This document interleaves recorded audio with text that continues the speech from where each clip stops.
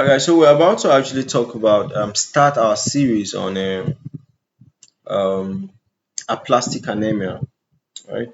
So before we start our series on aplastic anemia, we're kind of like trying to look at the course outline, right? Like what will actually guide us, okay? What are the things we are going to be looking at under this aplastic anemia? So for the course outline, first of all, you guys need to know what aplastic anemia is.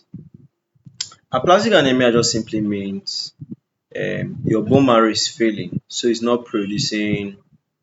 um, it's not producing what the right amount of red blood cells, right? So it actually affects mostly the red blood cells. White blood cells and platelets production is usually normal.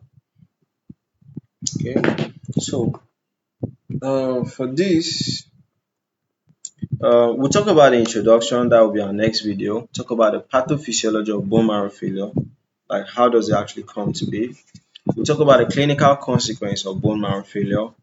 We'll talk about aplastic anemia. Then we'll talk about other acquired bone marrow failure syndromes, like agranulocytosis, cystic anemia, paroxysmal nocturnal hemoglobinuria, acquired aplastic anemia, and all of that. Okay.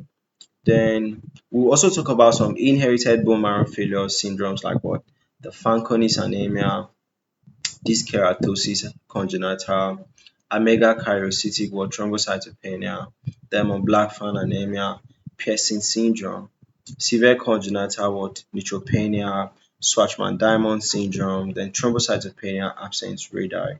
We'll talk about all of them.